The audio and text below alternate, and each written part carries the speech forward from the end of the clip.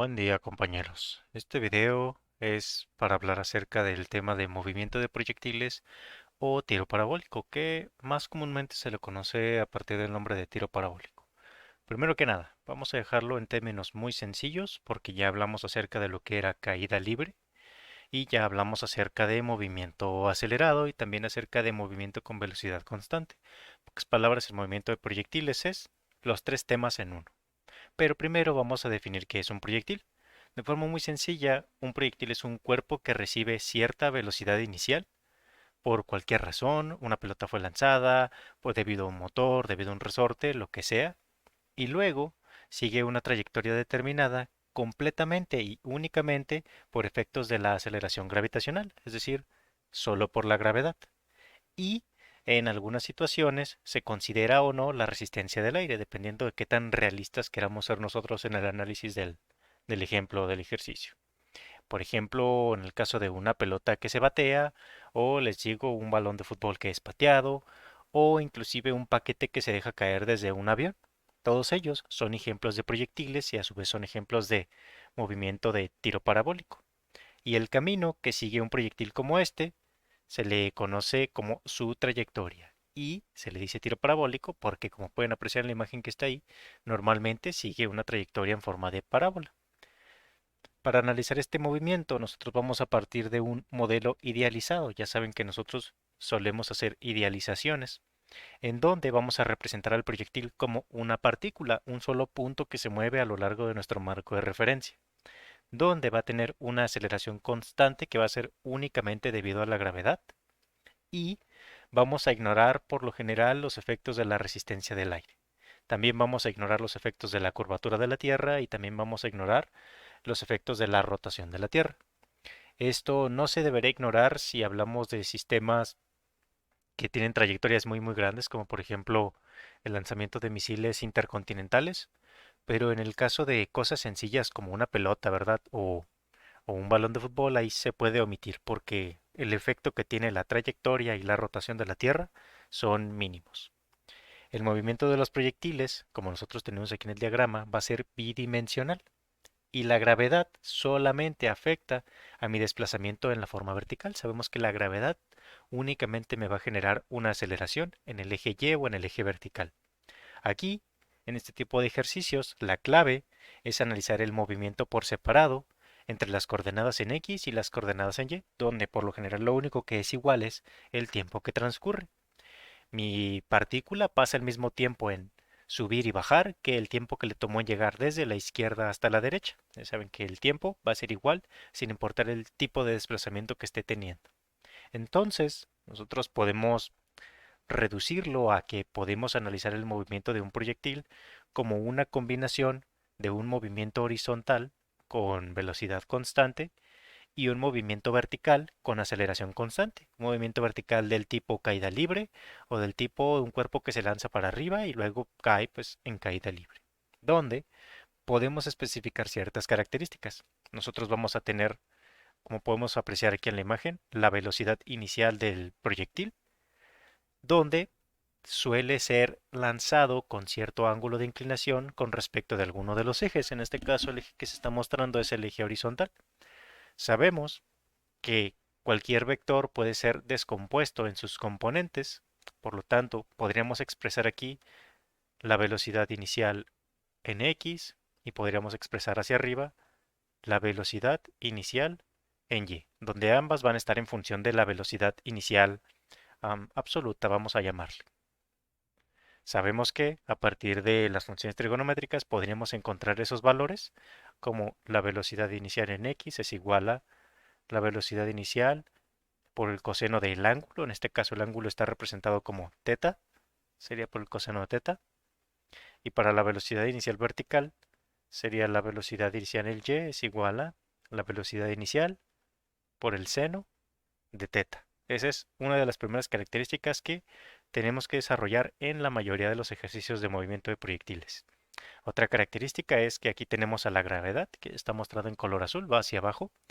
La aceleración, que solo va a encontrarse sobre el eje Y, va a tener el valor de la gravedad, y en este caso yo lo voy a expresar como menos 9.81 metros sobre segundo al cuadrado. ¿Por qué negativo? Porque, ya saben, depende de nuestro marco de referencia. Para el marco de referencia que nosotros vamos a manejar, vamos a decir que para arriba es positivo, para la derecha es positivo, para abajo es negativo y para la izquierda es negativo. Entonces, si la gravedad va hacia abajo, la gravedad debe de ser negativa. Después podemos representar otras cuantas características que ya habíamos visto en los otros tipos de desplazamiento. Por ejemplo, habíamos mencionado que un cuerpo cuando se lanza hacia arriba, en el instante en el que llega a su altura máxima, que en este caso lo voy a denotar con una h max, la altura máxima se da en una característica en específico. La altura máxima se da cuando la velocidad vertical es igual a cero. Por lo tanto, la altura máxima se va a dar cuando la velocidad final en y sea cero. De ahí en adelante, pues sabemos que la velocidad va a ir disminuyendo conforme nosotros vamos subiendo. Llegamos al punto más alto y luego el cuerpo comienza a bajar. Entonces vuelve a tomar velocidad, pero ahora en la dirección contraria. En el caso de la velocidad horizontal, la velocidad en x se mantiene constante a lo largo de todo el trayecto. Siempre vamos a tener la misma magnitud de velocidad en x. Y con esta velocidad en x que se va a mantener constante a lo largo de todo el trayecto, nosotros podemos definir lo que vendría siendo el alcance de mi proyectil. El alcance de mi proyectil normalmente se suele denotar por la letra R, y aquí lo voy a escribir nuevamente. El alcance del proyectil vendría siendo toda la distancia horizontal que recorrió ese cuerpo en ese tiro parabólico, o que recorrió ese proyectil en ese tiro parabólico, donde nosotros, si tratamos de simplificarlo un poco, podríamos dividir las ecuaciones que se pueden trabajar para el eje X y las ecuaciones que podemos trabajar para el eje Y. En el caso de el eje Y o el eje vertical, como va a ser el que está sometido a algún tipo de aceleración, en este caso la gravedad, lo voy a poner como para el movimiento en Y. Las ecuaciones que podemos utilizar son todas aquellas que incluyen aceleración. En este caso voy a llamarle velocidad final en Y es igual a velocidad inicial en Y más aceleración por tiempo, donde la aceleración hay que recordar que va a ser la gravedad. Velocidad final en Y al cuadrado es igual a velocidad inicial en Y al cuadrado más dos veces por la aceleración por la distancia, donde la distancia la voy a poner como un cambio de posición en Y. Y cambio de posición o distancia, en este caso en Y, es igual a la velocidad inicial en Y por el tiempo más la aceleración por el tiempo al cuadrado sobre 2. Y esas son las tres ecuaciones principales que vamos a trabajar cuando hablemos del desplazamiento vertical, el que se encuentra acelerado. En el caso del movimiento horizontal, que no está sometido a ningún tipo de aceleración, vamos a hablar de una sola ecuación. Para el movimiento en X, la única ecuación que podemos trabajar es la de velocidad, en este caso en X, es igual a distancia, que va a ser el cambio de posición en X, sobre el tiempo. Donde les digo, por lo general el tiempo que trabajemos para X va a ser igual al tiempo que trabajemos para Y. Y con todo este análisis, con todas estas características de altura máxima, que va a ser cuando la velocidad final en Y sea igual a cero, el alcance, que va a ser toda la distancia que recorre el proyectil, con esto nosotros podríamos describir a grandes rasgos, vamos a decir que todo lo que es referente al movimiento de un proyectil, en donde van a haber casos muy especiales en donde se tenga que hacer algo distinto. Estos casos especiales pudieran ser, por ejemplo, cuando no sea completa o no se termina a toda la trayectoria parabólica, es decir, que solo tengamos la mitad de la parábola, la mitad de la izquierda o la mitad de la derecha, en donde mi cuerpo parta con una velocidad, ya sea con un ángulo de 0 grados, o que choque con algún tipo de pared y no alcance a llegar a la misma altura vertical de donde partió. Pero vamos a tratar de mantenerlo lo más simple posible. Entonces, vamos a dejarlo en que estas son las ecuaciones que vamos a trabajar y ese es el análisis que vamos a hacer. En el caso de que algún ejercicio requiera un análisis especial, lo mencionaremos en su momento. Ahora bien, si esas son las ecuaciones que vamos a trabajar, pues ya saben, ¿no? La forma más sencilla de agarrarle la onda es con un ejercicio. Entonces, justo aquí abajito tengo un ejercicio. Vamos a ver este ejercicio. Y dice, Un bateador golpea una pelota de béisbol, de modo que ésta sale del bate a una rapidez de 37 metros por segundo, con un ángulo de 53.1 grados. En este caso me faltó especificarlo, pero el ángulo de 53.1 grados es con respecto a la horizontal. Y con esas características, que son todas las que necesitamos en realidad, nos pide calcular la posición y la velocidad luego de un intervalo de 2 segundos. Después determinar cuándo la pelota alcanza el punto más alto de su vuelo, que en este caso sería la altura máxima. Nos está pidiendo determinar cuándo se llega a la altura máxima y cuánto vale esa altura máxima. Y finalmente obtener el alcance horizontal R, que sería prácticamente toda la distancia con respecto del suelo que avanzó. Para ello pueden ver que aquí hice un par de líneas. Estas dos líneas van a ser para representar al eje X y para representar al eje Y. Voy a hacer un dibujo muy simple de esa parábola, exactamente igual al que estaba arriba. Obviamente me va a salir un poco más feo, pero pues, la trayectoria es básicamente la misma, ¿no? Yo dibujo aquí mi parábola, en donde voy a establecer mi velocidad inicial, en color rojo, la velocidad inicial que tenía su valor de 37 metros sobre segundo, con su ángulo de inclinación con respecto del eje horizontal de 53.1 grados. Y las variables que me están pidiendo sería primero la posición y la velocidad en un tiempo de 2 segundos. A lo largo del tiempo de 2 segundos yo no puedo saber si se encuentra cuando va subiendo o si se encuentra cuando va bajando, pero en realidad no es necesario porque nuestras ecuaciones, al menos las del desplazamiento vertical, ya sabemos que me incluyen tanto la parte en la que sube el cuerpo como la parte en la que baja porque es una ecuación cuadrática. Entonces no es necesario saber, podríamos encontrarlo, pero no es necesario saber si a los 2 segundos está subiendo o está bajando. Solo voy a poner aquí que, por ejemplo, aquí estaba al tiempo t igual a 2. Por ejemplo, ¿verdad? Es un decir nada más. Entonces aquí va a tener cierta distancia horizontal x y cierta distancia vertical y. Luego me están pidiendo el punto más alto de su vuelo, que en este caso sería la altura máxima. Habíamos dicho que la altura máxima se va a dar cuando la velocidad final en y sea igual a cero, porque se detiene momentáneamente en su punto más alto. Y el alcance horizontal r, que va a ser toda la distancia que recorrió sobre el eje x. Vámonos por partes. Si comenzamos con el inciso A, la posición y la velocidad en el tiempo de t igual a cero. Para calcular la posición y velocidad, primero que nada, yo debo de calcular las componentes de velocidad, tanto vertical como horizontal, de los 37 metros por segundo. En este caso sería la velocidad inicial en x, va a ser la velocidad inicial por el coseno del ángulo, o sea, 37 por el coseno de 53.1. De esta forma, la velocidad inicial en x es de 22.2155 aproximadamente,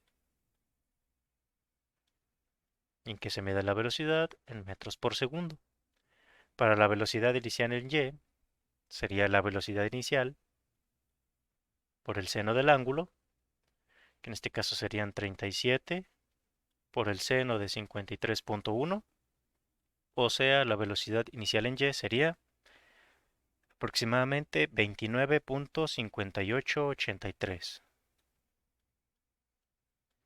metros sobre segundo. Ya tenemos las velocidades iniciales, ahora sí ya podemos comenzar a encontrar las posiciones y velocidades después de cierto tiempo.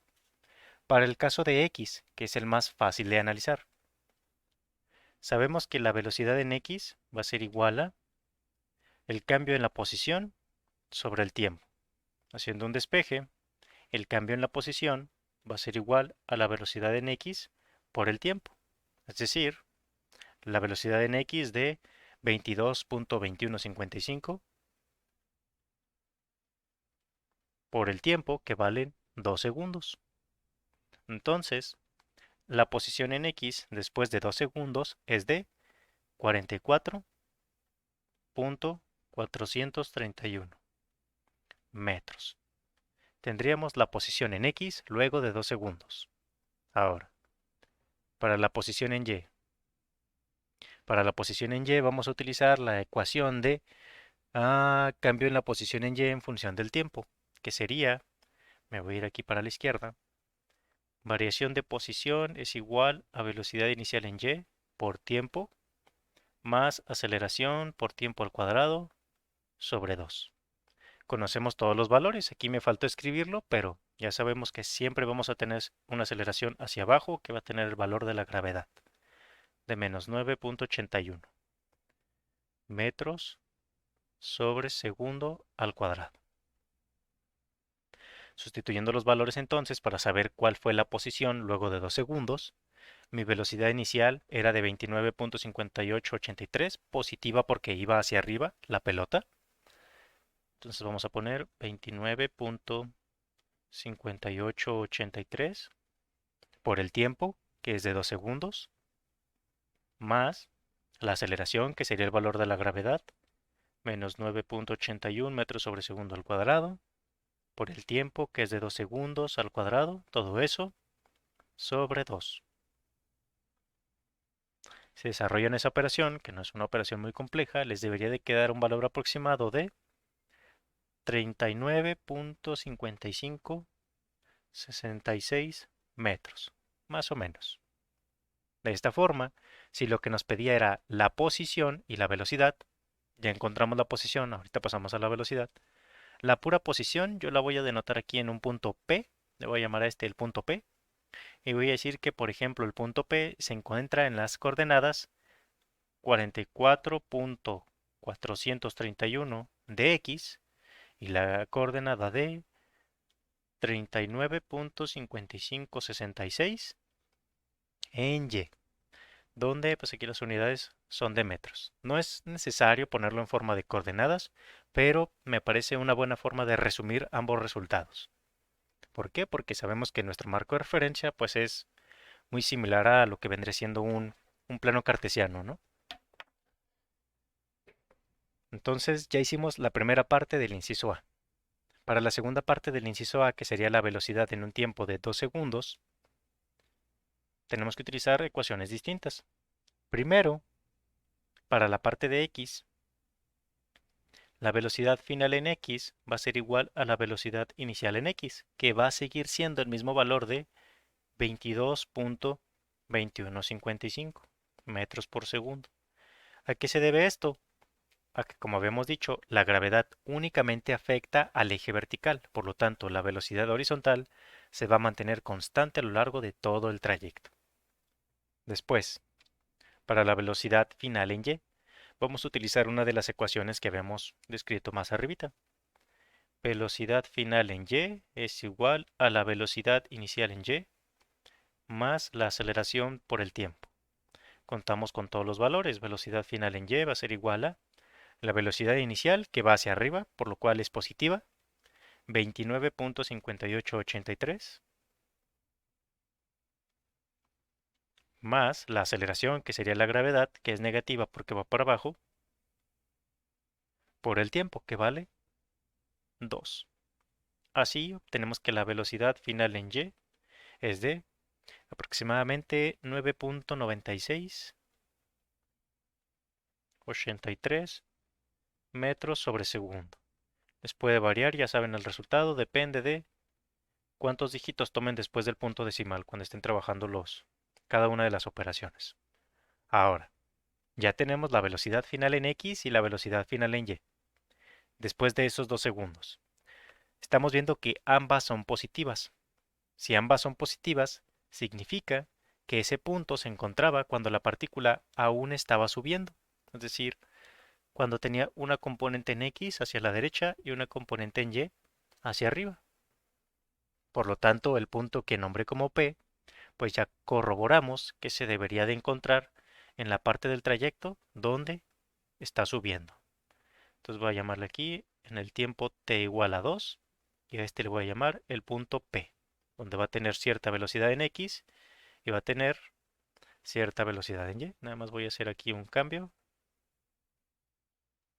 Voy a ponerle la velocidad en Y para hacer la corrección.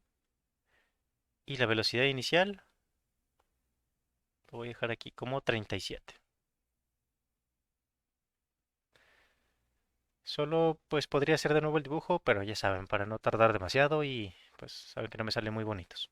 Entonces, ya identificamos que en esos 2 segundos aún estábamos subiendo en la partícula. Si la velocidad final en y me hubiera quedado negativa, significa que la partícula ya estaría en la parte del trayecto donde está bajando. Pero les digo, como la velocidad y es positiva, significa que aún estaba subiendo. Obviamente fue menor a la de 29 porque cada vez está subiendo con una velocidad menor. Ya tenemos las componentes de la velocidad. Como es un vector, la velocidad podemos expresarlo con su magnitud a partir del teorema de Pitágoras. Sabemos que la velocidad final sería la raíz de la velocidad en x más la velocidad en y al cuadrado. Es decir, la velocidad final en ese tiempo de 2 segundos sería la raíz de 22.2155 al cuadrado más 9.9683 al cuadrado, lo que nos da una velocidad final de aproximadamente 24.34, que se mide la velocidad en metros por segundo. Y esta sería nuestra respuesta. La velocidad final es de 24.34, donde también sabemos que la velocidad en x quedó hacia la derecha porque es positiva, la velocidad en y quedó hacia arriba porque también era positiva. Podemos utilizar lo que sería ese método en donde duplicamos uno de los vectores y así encontramos lo que vendría siendo una resultante.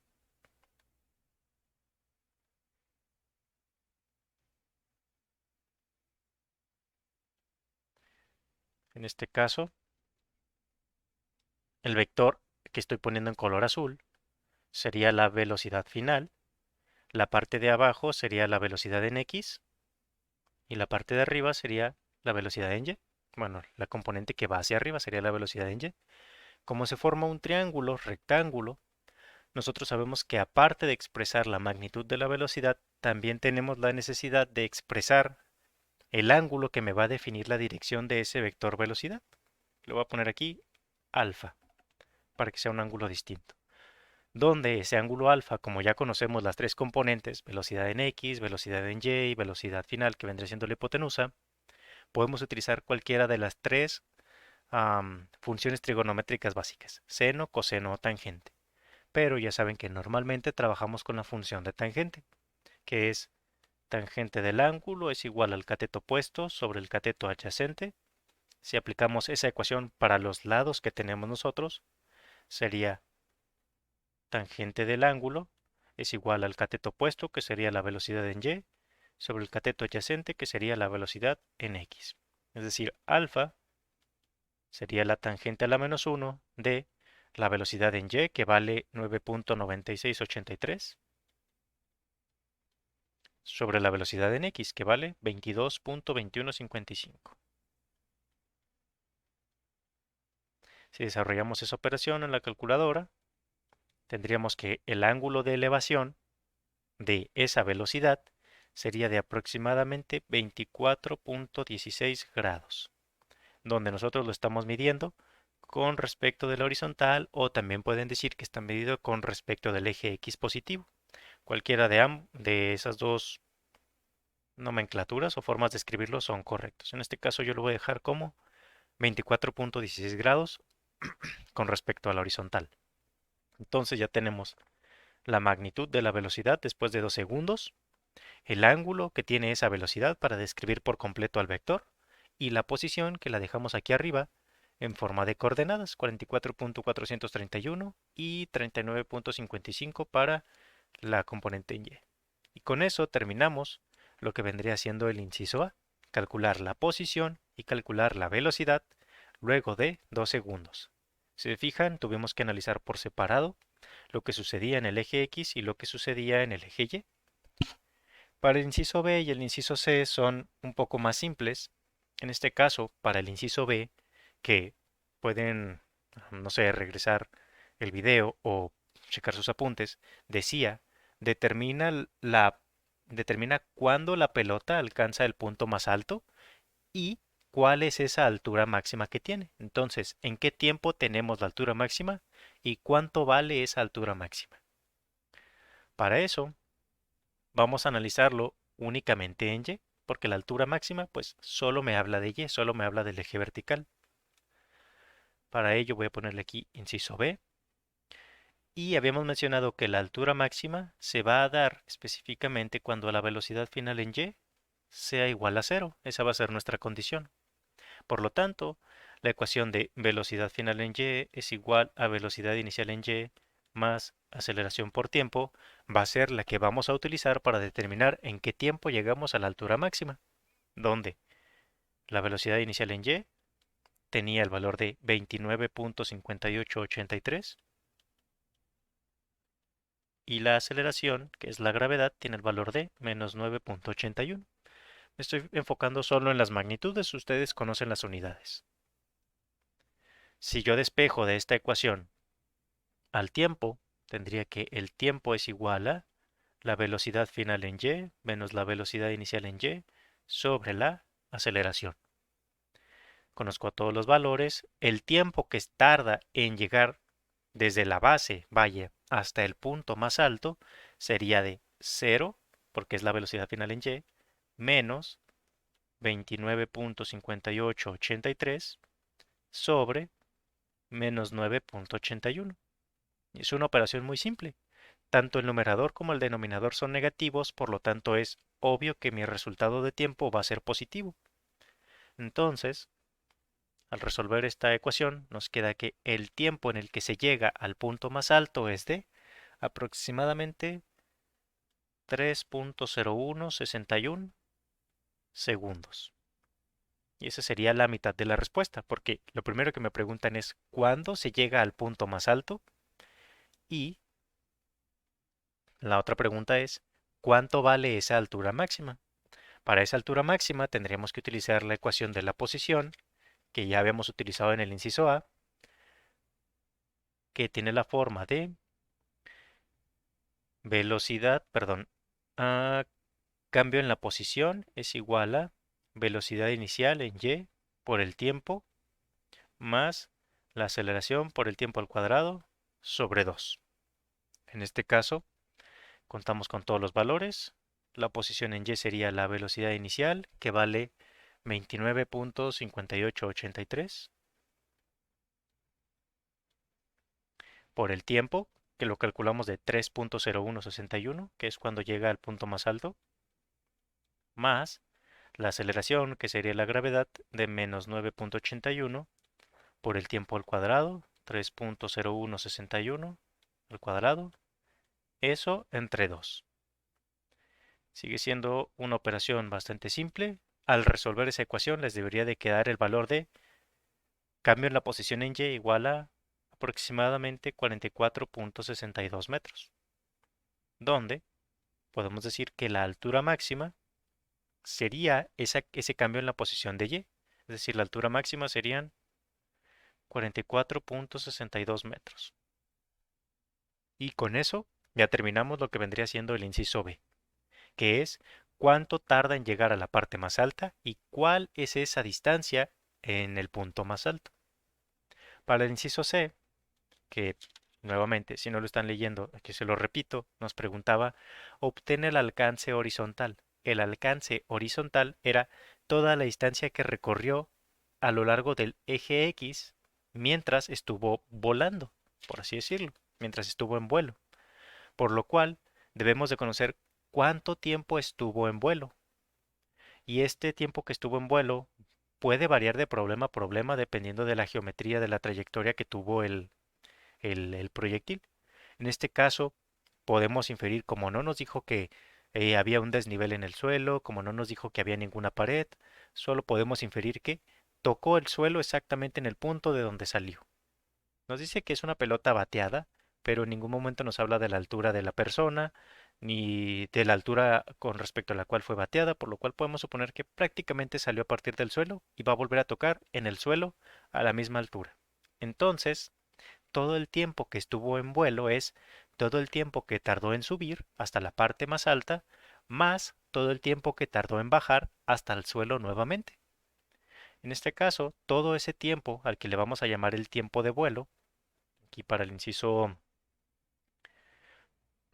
C, todo ese tiempo de vuelo no siempre va a ser así, pero para este ejercicio en específico, el tiempo de vuelo va a ser el doble del tiempo que tardó en llegar a la parte más alta. Es decir, si el tiempo para la altura máxima fue de 3.0161 segundos, podemos decir que el tiempo, que sería el periodo de vuelo, es dos veces el tiempo que tardó en llegar a la altura máxima. Es decir, le voy a poner T mayúscula es igual a 2T minúscula, o sea, 2 por 3.0161. Pocas palabras, si tardó 3.01 segundos en subir, ¿cuánto tarda en subir y bajar? Pues el doble, ¿verdad? Que sería un tiempo de aproximadamente 6.0322 segundos. Y este es el tiempo que estuvo volando en total la partícula, todo lo que tardó en bajar y todo lo que tardó en subir, que también va a ser todo el tiempo que se estuvo moviendo a lo largo del eje X. Entonces, si yo recurro a la ecuación de velocidad en X es igual a cambio en la posición de X sobre el tiempo total de vuelo, si despejo al cambio en X o al cambio en la posición de X, sería toda la velocidad en X, que fue constante porque habíamos dicho que la aceleración de la gravedad solo afecta al eje vertical, al eje Y, por el tiempo total de vuelo. Es decir, toda la posición en X que avanzó mi partícula, mi pelota en este caso, es de la velocidad que tenía en X, que era de 22.2155 metros por segundo, por el tiempo total de vuelo, que fueron los 6.0322 segundos. Al realizar la multiplicación nos queda que toda la distancia que avanzó en X fue de 134.0083 metros. Y esta distancia que avanzó en X es justamente a lo que nosotros habíamos nombrado como el alcance horizontal R. Por lo tanto, solo voy a cambiarle el nombre a la variable y le voy a poner R es igual a 134.0083 metros. Y esa sería la respuesta al inciso C, que nos preguntaba, obtén el alcance horizontal R de la pelota. Entonces, como les había dicho, este fue un ejercicio bastante simple en donde prácticamente trabajamos las ecuaciones que habíamos descrito. Am, pues, no sé, es un ejercicio bastante sencillo, considero yo, y relativamente completo. Entonces, eso sería todo por este video. Nada más hacer una introducción rápida, sencilla, y un ejercicio también muy simple. Después vemos otro par de ejercicios y ahí le dejamos. Entonces, eso sería todo.